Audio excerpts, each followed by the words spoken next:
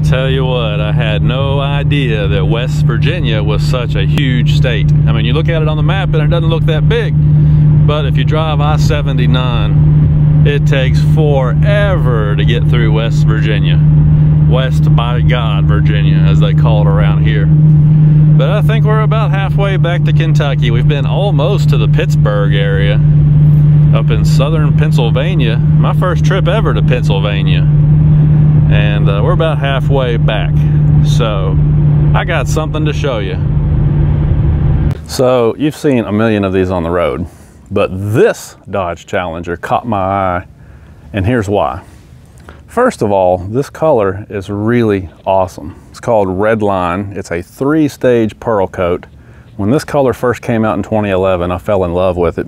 I've always loved this color. On a bright sunny day, it's got that deep, shiny, sparkly, bright, you know, pizzazz to it, for lack of a better word. But on a cloudy day, it kind of takes on a different hue. It's just a really awesome paint color. In this model year, it was a $1,000 upcharge to get that color. But I just like the RT Classic package, and I sent the VIN number off to Dodge to ask them how many cars were built just like this one. Guess what? This one, from what they told me, I have the email in my pocket. This is one of one sold in the United States. The only one ever built exactly like this one is the one that you see right here behind me. So I thought that was super cool. Under 100,000 miles, only had 2 owners, clean Carfax, just a really great specimen of a car. Only one ever built just like this. I was able to bag it up for less than $20,000. It's a deal I couldn't pass up. The Hemi V8, as they're telling us, is going away. They keep saying that next year, 2023, is going to be the end of the road. These cars have been out for 14 years, and I guess model year 15 is going to be it. Well, model year 2023, but the 15th year of this platform is going to be all she wrote. They're saying the Hemi is going to go away, maybe in favor of that new inline turbo i6, maybe for a new electric powertrain. It's hard to say, but they're saying that the Hemi engines are almost done, and I thought, what better time to pick up a Hemi than right now.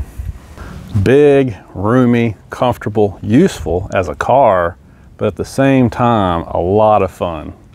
That's what they did with the Dodge Challenger. And over the years, a lot of people have made fun of these cars for how heavy they are, but the truth of the matter is, if you look at a new, for example, Camaro SS1LE, or a Mustang 5.0 with that 10-speed automatic, you're looking at like 3,900 pounds of curb weight, which is only a couple hundred pounds less than this. So for that 200-pound penalty, you get a lot more car. Big, roomy, spacious, comfortable. You can actually use the back seat. You got a huge trunk. It's just a better touring, riding, trip-making car, and it's still fun as heck on the weekends. So believe it or not, the size of these cars is one of the things that people love about them so much. And I think it's one of the reasons why these cars continue 14 years later to sell so well. These, believe it or not, are still outselling the Camaro and the Mustang all these years later, even though it's the same platform that came out in 2008. I know you've seen a million of these cars out on the road, but if you've never taken an opportunity to actually look inside of one, you should, because these things are really awesome. Now, of course, they updated the interior once or twice over the years. This one has one of the mid-cycle refreshes from back in 2011, 2012, 2013, 14, you know, along in that time frame. So you didn't have, like, for example, the touchscreen Uconnect system hadn't come along just yet, but you did have some new features such as the automatic climate control, which is really awesome.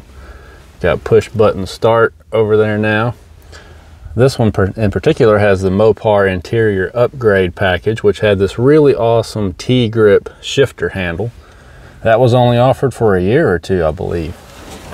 The seats are awesome in these things. Kind of reminds you of the late 60s, early 70s style. The way that the design and the stitching is. These are leather and heated. And of course you got cup holders over there and your standard fare. And the really awesome thing about the Challenger is that the back seat is actually a useful back seat. Even being 6'3" or so, I have actually ridden in the back of one of these before. And unlike the Mustang and the Camaro, you can actually ride back here, even if you're an adult. So the interior on these cars, in my opinion, is just really awesome, and it continues with that retro theme, which is the great thing about these.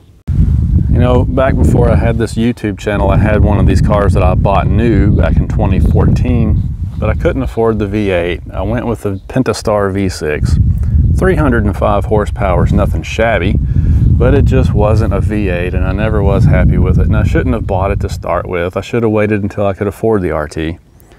So here we are all these years later, and they say that the Hemi's going away. I figured, you know, might as well try and get one of these things, because you're not going to be able to get one for very long, which is one of the reasons that I picked up that Toyota Tundra over there, because Toyota has already announced that the V8s are gone in the pickup trucks. If you go buy a brand new Toyota pickup truck right now, you can't get a V8 anymore. Obviously, you know, with the V8s on the way out, I don't figure these cars are going to continue to depreciate for very much longer. Prices on everything are nuts right now, but I figure cars like this are going to be increasing in value as time goes on. So why not, right? So this particular car has the red line paint, as I mentioned. It's got the RT Classic package with the cool wheels, the Challenger script logo on there. You know, just a few things that are a little bit of an upgrade over the base RT. Functional hood scoop on there. Had HID headlights in these RT Classics. I mean, there were a few, like I said, upgrades that they did. This one also has a sunroof in it, the heated leather seats, the interior upgrade package, the Super Track Pack, which altered the steering ratio, nicer, more aggressive brakes. Originally, this car came with the Goodyear F1 Supercar tires. Those are long gone because I guess the previous owner decided that they wanted to drive it, you know, around the clock. I mean, they didn't really want to have to wait until summertime to drive the car. So those old F1 Supercar tires are gone in favor of some all seasons. But originally that track pack would have come with that. But I mean, it's a well optioned car. It's really nice on the inside, and I think it's going to be a lot of fun. One of the very best features of these Challengers is all the leg room in here. Like I was saying earlier, man, for a taller guy, this is the way to go. Now this particular car has the multi-displacement system on it. So if you're out on the highway, it'll shift down to 4 cylinders. It'll cut the other cylinders back on when you get under load. But I noticed on the way home from Pennsylvania, we went all the way to Pennsylvania to pick this car up. On the way back to Kentucky, it was showing 23 miles per gallon. When I filled the car back up again and hand calculated it, the dash display was pretty much right on the money. So, you know, out on the highway, if you're just going to drive this car somewhere, it's very economical, believe it or not. But then when you want to have fun with it, of course you can. You can put it in manual shift mode here, and you can have a lot of fun. The Hemi V8, by today's standards, is not quite as powerful as, say, the Coyote V8 in the Mustang or the 6.2 that's in the Camaro Super Sport, but it still holds its own. These cars, when they came out, ran mid-13s. This one's got intake and Borla exhaust on it. And, you know, like I said, with the other little upgrade options on here, it might be a low 13-second car. So it's not horrible. You can always put a supercharger kit or something on these and make them pretty nasty. It's plenty good enough to have fun in on the weekends, which is what I'm planning to do with it. I noticed that the Hemi V8 really has a lot of torque. This thing has tremendous amounts of low end and mid-range torque. That's what I like about it. It kind of reminds me of the old big blocks. So, I mean, yeah, if you go out, you know, stoplight drag racing with the new stuff that's coming out in 2022, even a Scat Pack version of one of these cars, you're going to lose. I mean, let's be honest. But like I said, there's more to a car than just sheer speed. Because the fact of the matter is, no matter what you have, there's going to be somebody out there that's got more money than you and a faster car than you. You can go out there with a Hellcat, and there's going to be something out there faster than you. So there's more to a car than just raw speed. I wanted something that sounds good, it's fun, I can drive the car during the summertime to work if I want to, And I wanted to make sure I captured one of the last Hemi V8s while I had an opportunity to do so. So in the future, you may see a little bit more of this car on the channel. I know this is the off-road channel, and I do things that mostly relate to off-pavement use, whether it be using the tractor around the property or riding trails and camping, you know, Jeeps and trucks and that kind of thing.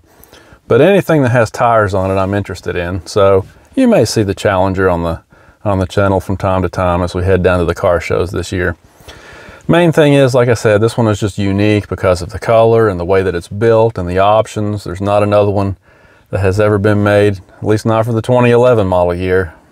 So, you know, it's kind of a nice thing to have. And with the clean Carfax, like I said, I believe it's probably going to increase in value. So if you've been looking for a car like this, whether it be a Mustang, a Camaro, a Challenger, whatever, you want a V8 car to have fun in, I know prices are nuts right now, but I would suggest trying to go ahead and do it, because I really believe that starting next year, these things are going to get even higher in price. I mean, you know, we already have seen the announcements coming out about these new electric vehicles, and it's just going to drive these V8 prices up as people start to get a little bit scared that they might not be able to get their hands on one for much longer.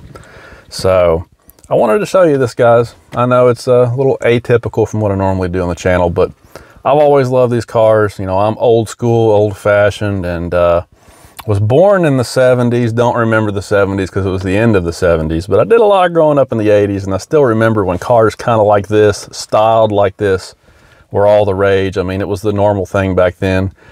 And when these came back out again in 2008, my dad and I went and looked at the very first one that showed up in Central Kentucky. It was at a dealership called Freedom Chrysler Dodge Jeep up in Lexington, Kentucky. They got the first one that I ever saw in Central Kentucky back in 2008. They had the price marked up. $20,000 over sticker was the price. So that put the car way out of reach.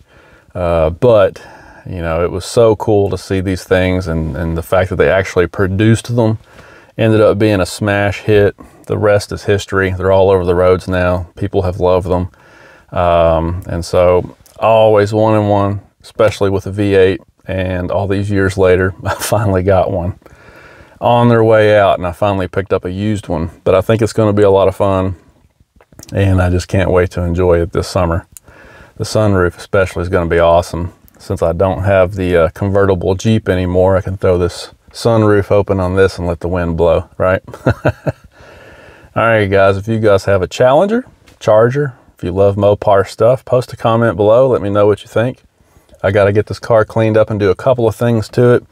The previous owner did drive it, unfortunately, up in Pennsylvania, where they do get some road salt. So there's a little bit of rust starting to show in those rear wheel arches, which was a common issue on these cars if you drove them.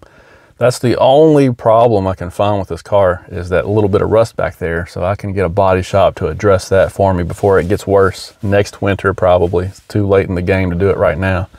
Car show season's about to fire up here, but I'll get that done next winter. And that's about it. After that, time to start saving pennies for a supercharger. Thanks for watching, guys. We'll talk to you later.